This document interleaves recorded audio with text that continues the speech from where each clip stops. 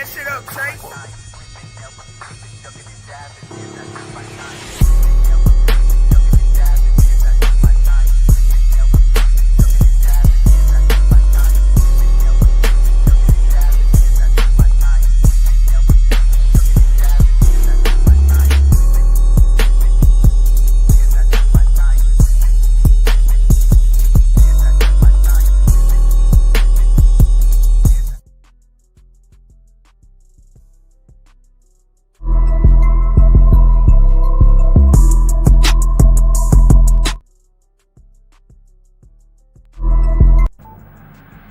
From industry news to mobile technology, leaks, and rumors, we cover tomorrow's tech news today. eSIM Tech News.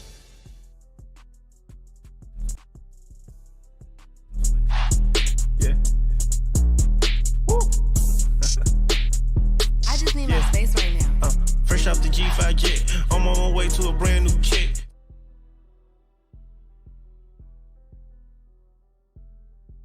What is going on? Thank you for joining me today. But computer struggling, I guess. I got a gazillion Chrome tabs open, so maybe I should close a few. But thank you for joining me on this Sunday afternoon. Going to be a quick one. I got to get out of here in about 20 minutes. So got some news articles. We're gonna got some topics we are going to discuss. We got the Google Pixel. Typed up an article, did some research on the Google Pixel roadmap. So what is Pixel going to be working on Pixel 10, Pixel 11, and got some very interesting news. A kind of like out of this world idea, right, from one of the most richest guys in the world, which is pretty cool, but it involves tech. Excuse me. And what else do we have? Got some interesting nothing news for you as well. So thank you for joining me Sunday afternoon. This is eSIM Studios podcast, live stream episode number 247. We are part of the Just Content Network. I have some really, really cool websites I'm working on.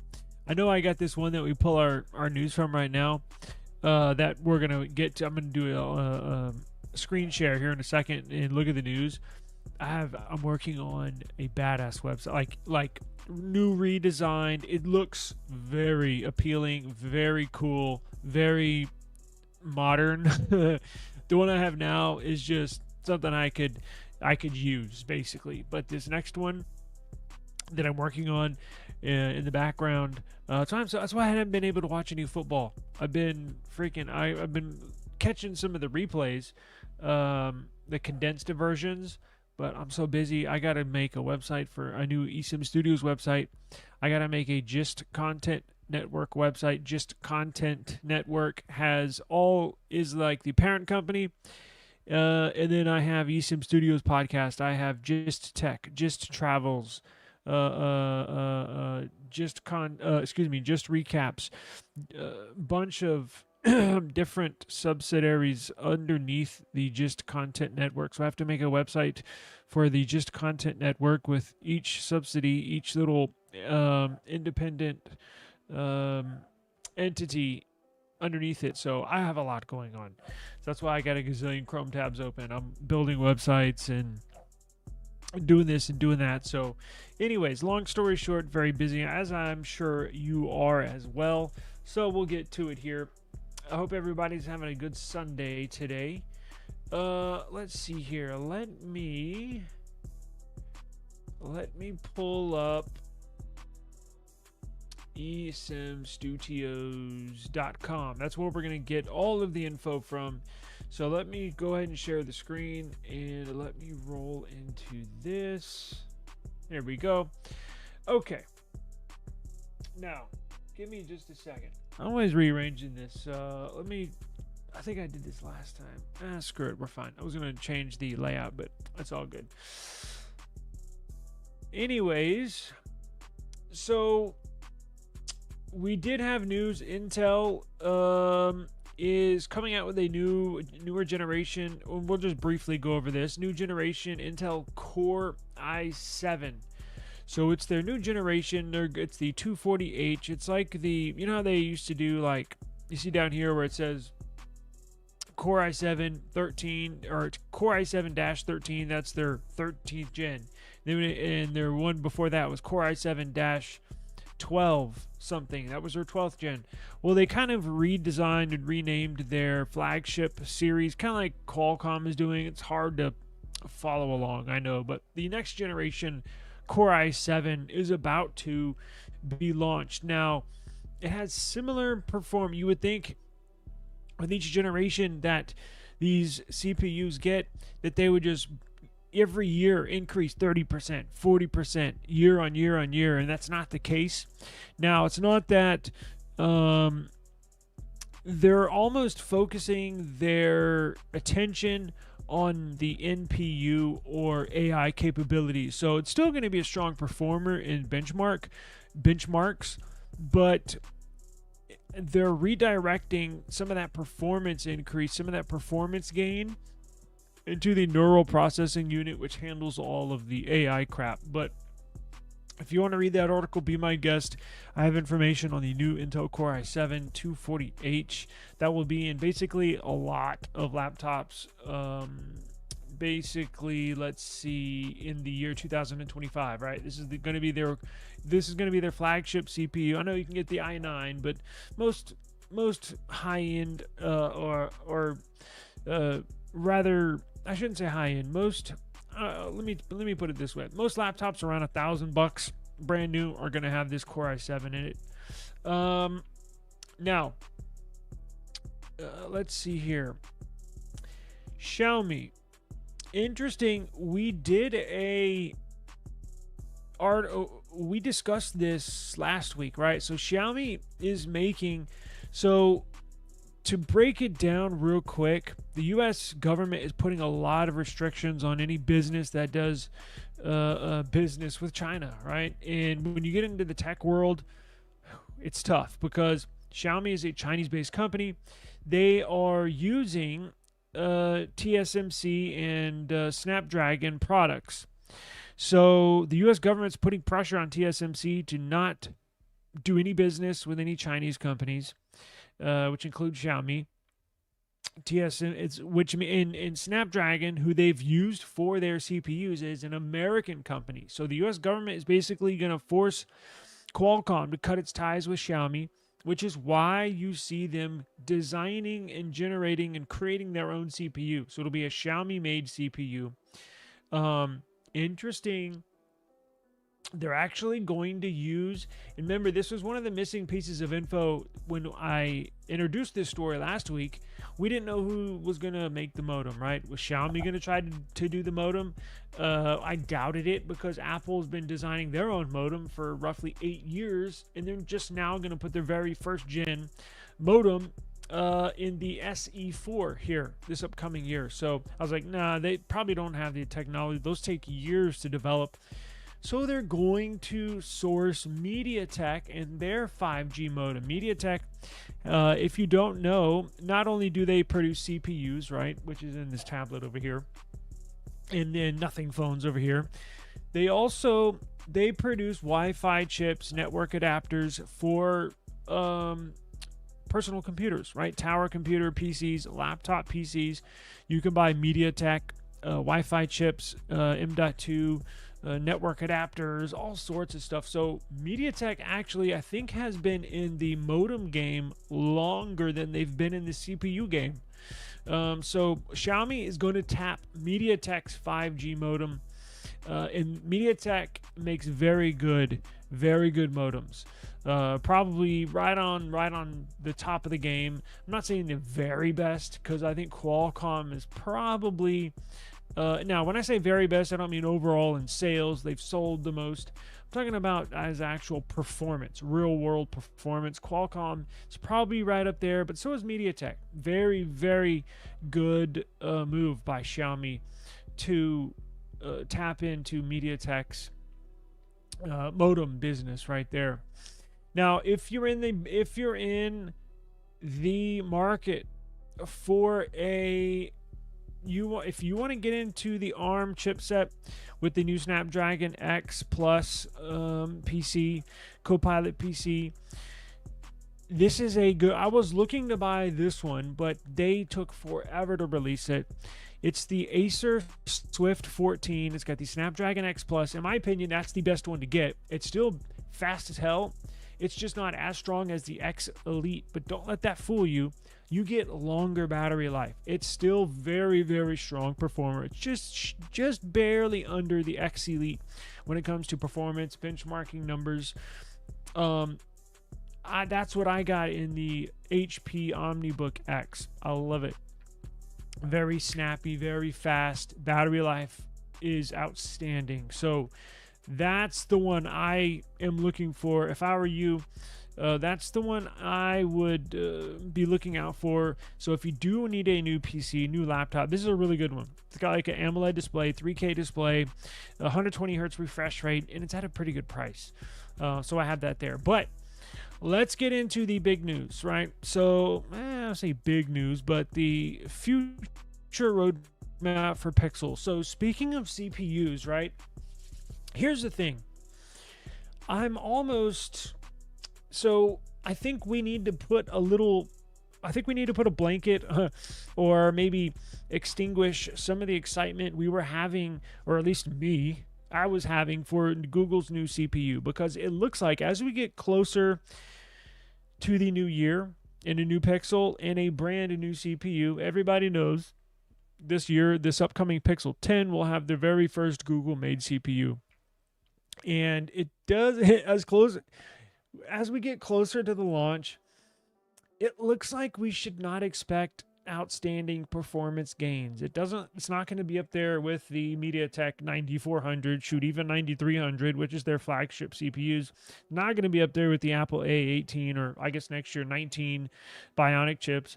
So not going to be up there with the Snapdragon 8 Elite CPUs. It's not even going to be as strong as the 8 Gen 3, or shall I say 8 Gen 2, which would be out for 2 years. Now, this is something us Pixel users have come to get used to, should I say, unfortunately. Look, the performance is just not there, but that's overall raw performance. Does it operate fine? Does it do all the tasks I need it to? Does it move between apps here and there? And does it do everything pretty snappy? Yes. I wouldn't be able to tell. Now, again, I don't game, so maybe that's where it sort of falls short in the CPU world. But the upcoming performance of the Tensor G5 CPU, which will be in the Pixel 10, and the upcoming G6, which will be in the Pixel 11, trust me, they've already manufactured them and they're already testing them. But the performance gains are just not there. Now, I don't know internally if they're striving for performance gain, like 30% over year performance gains. But it looks like, as I mentioned at the beginning, they might be, and they've said this before, so, they're putting their focus in the NPU, neural processing unit, for all these AI capabilities. Now, I say that because it looks like they're going to focus on more software, refining the software, the AI features inside these Pixel devices, rather than blow you away with these benchmark numbers. So even just 6 months ago, I was like, oh man, I can't wait for this new CPU. You should see, 20-30% performance gains just from this TSMC made chip. And it's not going to be the case. You're going to see minimal improvement. If you benchmark the Pixel 10 and the Pixel 9 that we have right now, the upcoming 10 and the current 9, I think it's basically going to be the same on paper or on these benchmark testing. Now, we'll get into some of these features, but I almost wonder if Google should have gone back to Qualcomm, or if Google should go to MediaTek. Honestly, I mean, that's a fair question, right? I mean, I'm not crazy for thinking that. I know you have more control over your CPU, over the code. But one thing I've found literally over the last couple of weeks where my Pixel does struggle, and I know it comes down to raw performance, because again, I do not play game. I do not have one game on my phone. is video editing. So I've actually been editing videos on my iPhone these last 2 weeks because the Pixel lags behind, honestly. The Pixel lags behind in video editing. When I jump on the iPhone, it's smooth as butter. When I get on my Pixel to edit videos, it's pretty choppy and just lags behind. And that's just raw. That's just lack of raw power, right? That's just what it comes down to. But I wonder, I guess time will tell. I guess time will tell if this is going to be a good... I mean, I guess, look, ultimately, yeah, it's a good thing, but not being able... I mean, I can edit videos on my Pixel. It's just a pain in the ass. And I was thinking yesterday, because I went back on the Pixel, I was like, well, maybe I need to update my apps. You know, maybe I need to do this. Maybe I restart it. Maybe I hadn't restarted my phone, and I normally do, but it was just... And I was like, maybe it's the app. Let me try another video editing app. And it's the same thing. I tried 3, and it's all the same on all 3. So that's a lack of raw power. And it had me wondering yesterday, damn, man, I wonder if they... I don't know. It's a $1,200 phone. And I hate to say that, but it's beautiful. And minus that, if you don't edit videos, if you don't play games, you should have no issues. But I've found a couple of issues editing videos. But let's see. So it looks like on the Pixel 10, they are going to focus on software. So this Pixel 10 series will introduce video generative machine learning capabilities, integrating generative AI into Google's video editing features. What do you know? So we will, at the very least, they need to make sure their phone can edit videos without being choppy and slow and lag behind. And the audio, when I add audio or add music, it's off cue, off of my lips, so it looks like I'm doing gibberish. It's a complete mess right now for video editing. I jump on the iPhone. It pains me to say this. It's smooth as butter. And I was like, Jesus Christ. There is talk about night and day difference. Holy crap. I'll just leave it there because it hurts me to say that. So this new specific feature, these details on their video generative machine learning capabilities, reminiscent of Google's Magic Editor for photography adapted for video. This could enable the removal of unwanted background elements in videos, right? They teased that last year, with potential availability within the YouTube app for YouTube Shorts as well. That's been a big gripe of mine as well. Google owns YouTube. Google owns Pixel. Why doesn't Google have a... Well, I'll save that. I'll save that question. Okay. So there's additional reports in this new Pixel 10, 4K 60 frames per second HDR video. It's an upgrade from the current 30 frames per second. So you will see a promising video, not only editing, but video in the camera, right? Recording videos and editing videos. So it's a major improvement that I hope we will all see, promising superior image quality even without AI enhancements. We know they're going to have sensor upgrades in this Pixel. Pixel 10 plans for a sketch to image feature, sort of like Samsung has. You will see that here in Gemini in the new Pixel 10. Let's see. The G5 in the Pixel 10 is a modest upgrade from the Pixel 9's Tensor G4. Now it'll have new Cortex cores. It'll have 5 new Cortex cores. It'll have 2 remaining cores from the Pixel 9 series. It will be a slightly faster in multi-threading applications. Everyday performance, you may not see a drastic improvement. The GPU will get an upgrade. Imagination Technologies will provide that, so it should help. And it is enabled for ray tracing capabilities, which is more geared towards gaming and stuff like that. So with a projected performance increase of 14%. Now, that's in AI processing. We will see when it comes. Best believe we're going to be getting a few of them. Just have to wait and see, right? But I think the bigger, if there is any, so not extreme excitement. I'll be excited, but I'll be excited to get a new Pixel, right? And we just got these, but this is a big one. Now, you will see more improvement, more growth in the Pixel 11 series.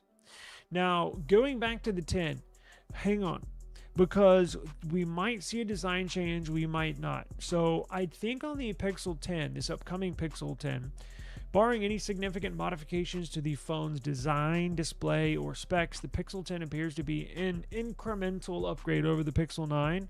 So that means, I believe, it'll look similar to what they have now, and it'll get internal updates. And trust me, these companies, Google, Samsung, Apple, especially Apple, very, very clever, very smart with how they introduce a new phone, but it looks the same. Apple does that shit every year for like 6 years. So basically, they know how to spread out these, because they want to, when they're launching a new phone, they want to say, hey, and showcase a certain feature, a certain new specs, new hardware, new design. They don't throw everything all into one and say, here's our new phone. They like, no, we can just stretch this out a couple years. And that's what Apple's done for years. Google has done that. So I think this upcoming year, it'll look the same as the Pixel 9. They're just going to promote the new CPU. And then all these new AI capabilities are all new Google-made CPU, blah, blah, blah, blah, blah.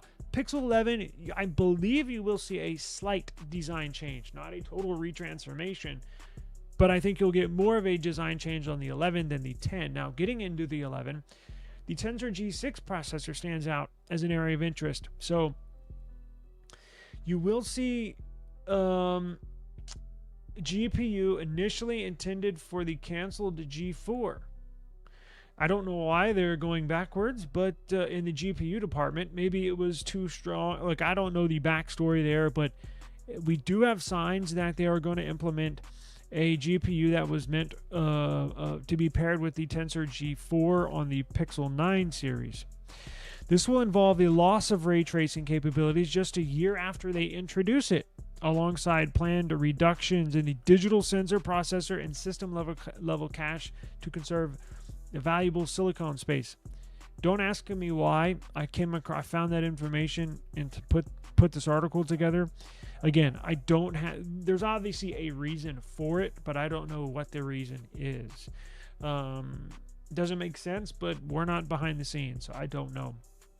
The G6 Tensor G6 will transition to TSMC's next generation Node 3 process, featuring a single unannounced ARM Cortex-along 6 A730 core. So this will be a completely redesigned CPU. The smaller 7-core CPU configuration will benefit from enhanced architecture performance and efficiency. So we will have to see. It's supposedly going to implement a new nano TPU, tensor processing unit. It's anticipated to support more niche featured health-related features, including monitoring of breathing, coughing, falls, sleep stages, with additional perks for runners like coachable pace and balance and oscillation analysis, whatever the hell that is. Again, you will get more AI features, right, and functionalities implemented into the Pixel 11, and I'm sure every year that continues. So the Pixel 11 is expected to feature 4K 30 frames per second cinematic blur in a new video relight option for post-editing. Lighting documentation suggests the introduction of a ultra low light video capabilities and potential for a 100x upscale zoom for photographers and video. Let's see. Now, hardware change includes the addition of a second USB Type-C display out for the Pixel tablet. So I don't know if we got into the Pixel. So the Pixel tablet, which we just unboxed, Here's another thing that frustrates me about Google. They're always canceling stuff. They're always changing this. They're always changing that on the fly. It's hard for enthusiasts like me, like you, to keep up with everything. Like this is basically my job to keep up with all this crap, and it's hard for me to keep up with it. They're always canceling this project. Oh, let's start this project. 18 months later, it's canceled. Oh, let's name this flagship product this. 2 years later, oh, let's change the name. It's like, what the hell is going on over there? It's frustrating. So they got this Pixel tablet we just unboxed. It's basically 2 years old. Well, there's a leak that we're going to bring them back. So Pixel 2 Tablet 2 and Pixel Tablet 3 in the works last week. No, change that. We're going to cross out the Pixel Tablet 2, but we'll have the Pixel Tablet 3. That's still on par. I'm not going to put anything in stone until we see that thing launched. I'll believe it when I see it, but apparently the Pixel Tablet 2 not going to be released. Pixel Tablet 3 will be released. We'll have the Tensor G6 CPU in it. So that'll be released alongside the Pixel 11, right? But you can read all the other interesting details we have here. That's just for the next 2 years. There's more, but I didn't want to spend too much time. I've already wasted enough time on this topic, but I did want to get to, I'll put the link in the video description. Check this out. Have y'all seen this story? Very cool. Wait, before we get to the main one, let me do this. So, surprise, that benchmark leak that we all reviewed last week about that new Nothing Phone 3, it doesn't look like a 3. In fact, it doesn't even look like a mid-range phone. Scores, and after doing some more homework, I'm like, damn, those numbers are really low if it's going to be a flagship phone. So I think the benchmark scores that came out last week for the proposed Nothing Phone 3, I think it was for their maybe a new CMF phone too. Like it's got, or a bottom of the barrel low range, not even a mid range. I think it'll be their lowest of the low mod. I'm sure it'll still operate fine, be fast and snappy. It's just raw performance is not there. But I was like, there's no way they're putting that in the Nothing Phone 3. Well, guess what? We got news that they're going to release 3 phones in 2025, 3 models. So there was a tipster on X. There are 3 new phones from Nothing under active development right now. Now, here's the catch. Is that a CMF phone 2? Is that the Nothing Phone 3 and Nothing Phone 3A? Probably. If I had to guess, that's what I'm guessing. So I think Nothing is releasing 3 phones is technically true, but you got to remember CMF. So I think this is the CMF Phone 2, Nothing Phone 3, and Nothing Phone 3A. Now, other than that, we don't have much to go off of. But all you Nothing fans out there, I've gotten a lot of comments and a lot of viewers in India that love that watch my. You can actually on YouTube, you can go in the analytics and go to each video and see where these views are coming from. If you go look at my Nothing videos, a large majority of them are in India. So those of y'all watching in India, appreciate it. Stay tuned to the channel because trust me, I'll probably get all 3 of these phones. So we'll cover a lot of Nothing stuff here. But let's get to this real quick. So have y'all seen this? Mark Zuckerberg plans to build a $10 billion subsea cable spanning the world. What the hell does that mean? Meta is planning to put in internet cable, fast fiber optic, thick fiber optic cable, probably 3 foot in diameter, meaning from if you lay a cable on the ground where it touches the ground to where the very top of the cable is about 3 feet. So it's a big, thick cable. It's going to carry, and it's going to be the new fiber optic. I don't want to get too nerdy, but it's a new gen of fiber optic cables. Meta wants to lay internet cables at the bottom of the ocean and basically link all the continents with this cable. So every continent in the world can have internet access. Now, is that could be a good? I think it's a good thing, but you could obviously see where not necessarily a bad thing, but they've been known to collect a lot of data. They've been known to not necessarily, I don't want to say spy, but they've been known to collect quite a bit of data. So depending on how this kind of rolls out, and we don't really know their plans with this, Mark Zuckerberg did mention this, it came from his own mouth, that they are planning on doing this. Like the plans are actively in motion, which I thought is, man, that's really cool. You know how many lines that'll take? So check this out. I have a chart down here, a graphic. So it will start in Virginia Beach. Let's see. Meta, the parent company of Facebook, Instagram, WhatsApp, is the second largest contributor to global internet usage. Jesus. Its platforms together has billions of users, and 10% of all fixed and 22% of all mobile traffic is using at least one out of those three entities, Facebook, Instagram, or WhatsApp. That's a lot. So they want to ensure dependable infrastructure to support their apps, their services. So Meta is opting to manage its network all by itself. So instead of depending, because what basically companies do right now, whether you're an internet company, whether you're a small company like myself, I tend to use just basic stuff, but basic internet services. But when you're a big company, when you start, and then you don't even have to be as big as Meta, but when you get to a certain size, you can use Amazon AWS, Amazon Web Services, for your web hosting, to handle all your web traffic, security, keeping you online. And you can also use Google as well. And then there's a third. I can't remember. The two biggest by far, and they take up large majority of business and internet, and not just business, but a large majority of the internet is handled, and websites are handled by Amazon and Google. So Meta is basically going to lay down this internet cable and connect the whole world.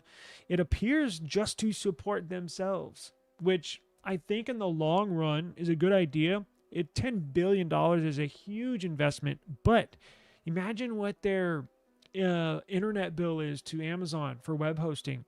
They got 22% of all mobile traffic in the world. It's got an investment of $10 billion right now to lay down this internet cable so you can have your services connected to every continent. Will probably save them money operating their own network, operating their own infrastructure. Will save them money in the long run, right? So it'll cost them $10 billion now, but if they stayed with Amazon Web Services, AWS, over that, they may spend $10 billion in 10 years, right? So laying this foundation is key for future foundations of their company, right? Because it may cost them $20 billion over the next 10 years, or 20 years, just for Amazon Web Services. So it's a big investment, but I think it will save them money down the line. See what I'm saying? Years down the road. So sources familiar with Meta have confirmed this project is already started and in the initial stages. While plans are underway, physical assets have not been established yet, meaning they haven't started laying the cables yet, but I think you can't start laying the cables without planning for it and getting everything in line. Plus you have to get EPA, you got to get environmental clearances, and but they've already mapped out where they can put this long cable, right? If the strategy is executed, it may take years before the cable becomes fully operational. This is a huge project, particularly as there are only a limited number of companies such as Subcom capable of developing and laying the infrastructure at the bottom of the ocean. And these companies already have significant clients like Google reserving their services, right? Because Google has so many data centers around the world. They got to connect them all, right? Some are in the water. Some are underwater to help with the heating issues. right? I watched a YouTube video a couple weeks ago. Amazon, Google, and Microsoft are all actually starting to put data centers under the water to help with heating. The water cools the data centers, right? And they got to connect them through cables. So there's a real tight supply on cable ships. A submarine cable, meaning not a submarine like a navy, but a actual below water cable industry, said is a real tight supply. They're currently expensive and booked out for several years in advance.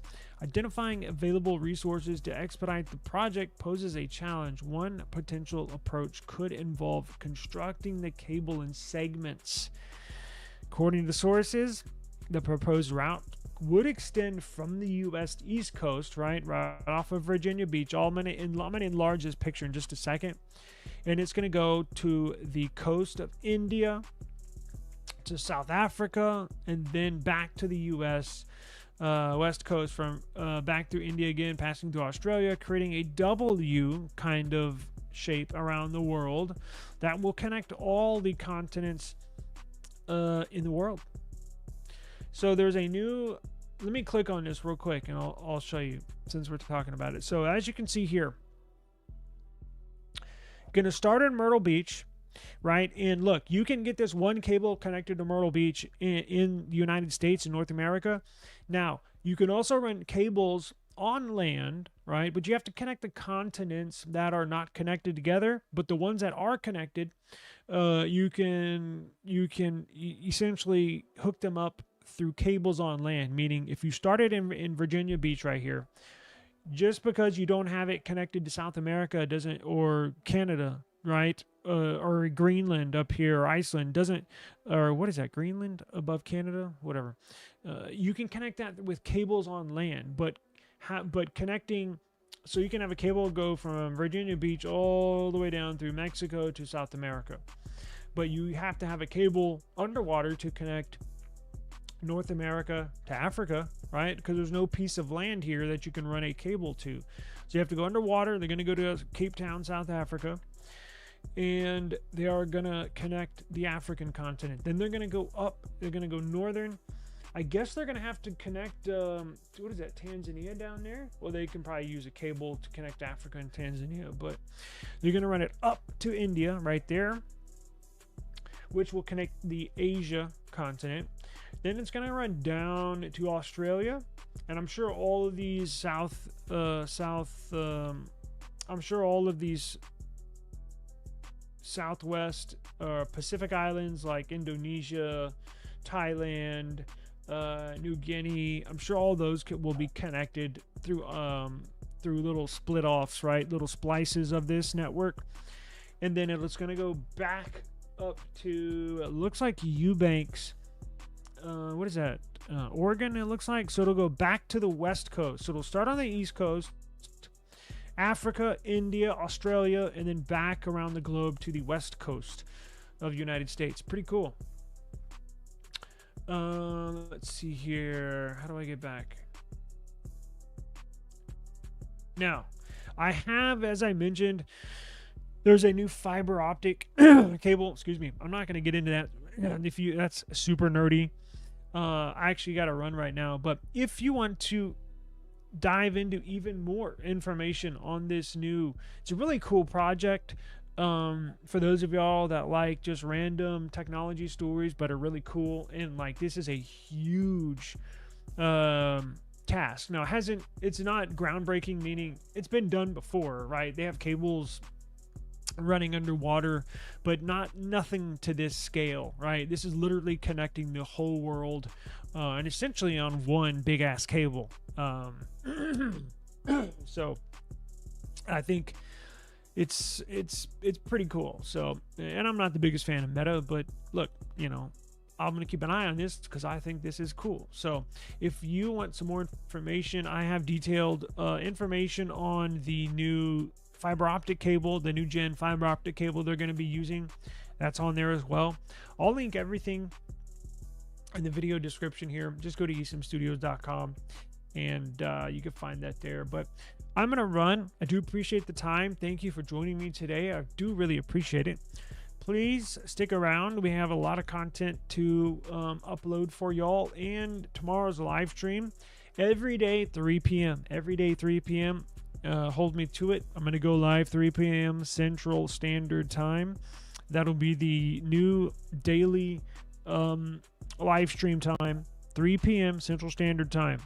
I will see y'all tomorrow. Please have a really enjoyable rest of the day, rest of the holiday weekend. If you are on the road, please, I know there's a lot of people driving home today, so please drive safe, and join us tomorrow. Make sure you subscribe to the eSIM Studios YouTube channel, because whenever we do go live, you will get notified and you can join in on the convo. So I do appreciate it. Peace out, drive safe, be safe, and I'll see you tomorrow.